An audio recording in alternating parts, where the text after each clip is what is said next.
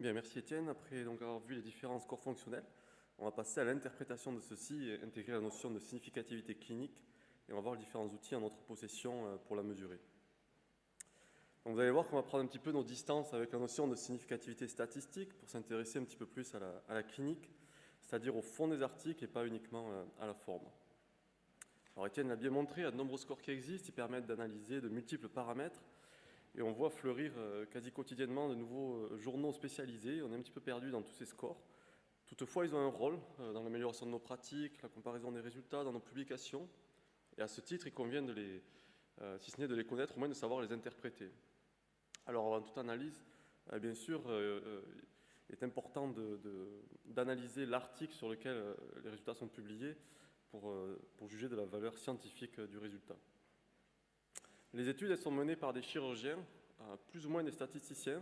Nombreux d'entre nous font les statistiques eux-mêmes sur des logiciels, soit EasyStat sur Internet par exemple, à la recherche d'un P statistiquement significatif. Alors, c'est le Graal pour nous, quand on a une différence statistiquement significative, on va pouvoir publier dans une revue de meilleur impact factor et de meilleure qualité.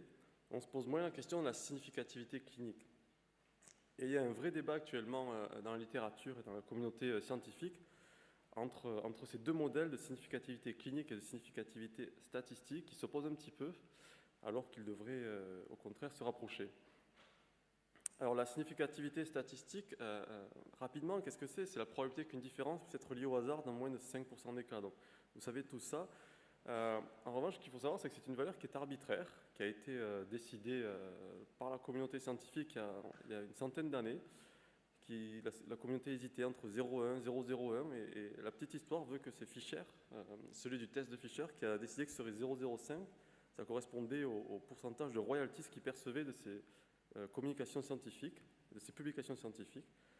Donc vous voyez que les bases scientifiques, notre référentiel scientifique, ne sont pas si solides.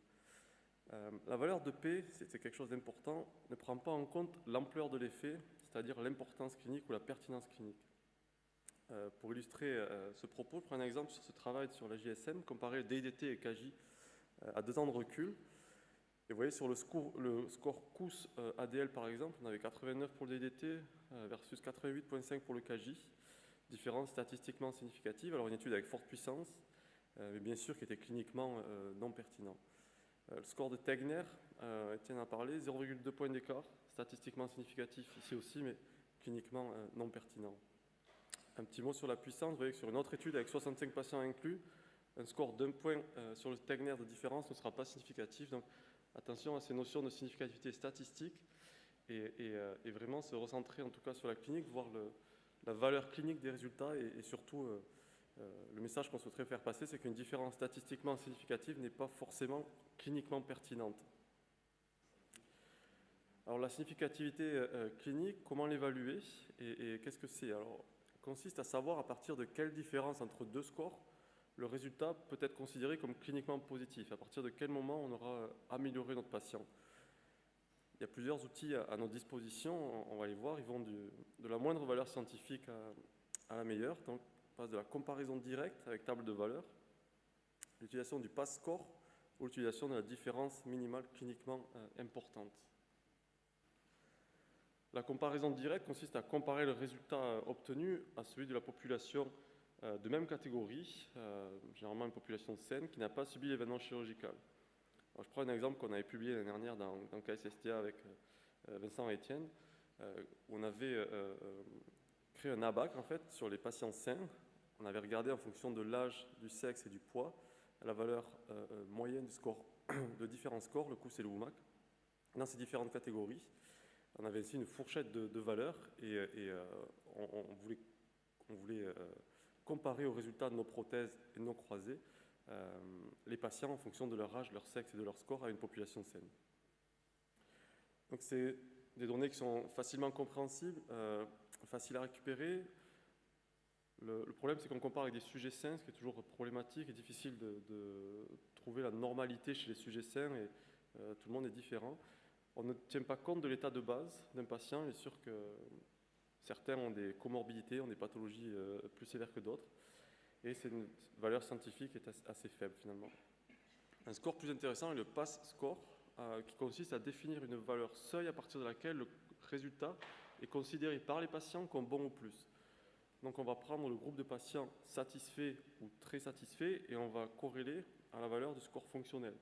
Et ainsi on va établir par exemple le score COUS. À partir de 75, les patients sont satisfaits ou très satisfaits. Et on va établir un seuil qui sera pour nous le seuil de significativité clinique. On peut utiliser différents tests statistiques. Et vous voyez que Connolly, cette année, a publié par exemple le PASS score à 1 an et 3 ans après prothèse totale de genou. Et pour le COUS Pain, par exemple, à 1 an, c'était 85 et 87 à 3 ans. Donc ça, c'est un outil qui est intéressant, qui est facilement compréhensible. En revanche, on ne tient pas compte de l'état de base du patient. C'est-à-dire qu'il sera plus facile d'atteindre ce seuil si on a un COUS initial qui est à 70 que si on a un COUS initial qui est à 50 forcément. Ça dépend du délai de suivi et la valeur scientifique est modérée. Alors l'outil qui est le plus utilisé actuellement, c'est le MCID, donc c'est la différence minimale cliniquement importante. On peut la mesurer de différentes manières, soit par une opinion d'expert, soit par la distribution des valeurs, ou alors un système dit anchor-based. Le résultat, donc on va voir ce système qui est le plus utilisé, donc anchor-based. Le résultat est corrélé à un questionnaire de qualité de vie. Donc là, on va regarder une différence, on va mesurer une différence. On va prendre deux groupes, par exemple le groupe non satisfait versus le groupe peu satisfait, et on va corréler la valeur de leur score COUS, par exemple, dans ces deux groupes. Et on va regarder la différence qui permet de passer de non satisfait à peu satisfait. Et cette différence sera la différence qu'on va essayer d'obtenir, nous, dans nos scores fonctionnels, pour dire que le résultat est cliniquement pertinent. Donc c'est l'outil le plus intéressant actuellement. Ça donne un objectif assez clair aux patients et aux cliniciens. Une certaine personnalisation des données. Ça permet aussi de calculer le nombre de sujets nécessaires pour les études futures. Le problème, c'est que les valeurs diffèrent un petit peu en fonction des méthodes de calcul. Et le changement dépend aussi du statut du patient avant l'événement, bien que ce soit un petit peu moins influent que pour les deux autres outils. Alors les résultats qu'on trouve dans la littérature avec le MCID, vous allez voir que ça tourne autour de 10% d'amélioration. Donc le WOMAC à 1 an, par exemple, vous voyez, l'amélioration autour de 10 à 15% est considérée comme cliniquement significative. Les KDC arthroscopiques à 1 an ou le COUS à 6 mois à 1 an, aux alentours de 10% également. Donc en conclusion, les résultats ils doivent être interprétés dans le cadre d'une analyse globale de l'article, bien sûr, mais aussi de la pertinence clinique. Il est intéressant d'intégrer une notion de significativité clinique et de toujours se poser cette question quand on interprète un résultat. Et le résultat idéal, il a 10 à 15% d'amélioration à 1 an en fonction des scores utilisés et il est statistiquement significatif.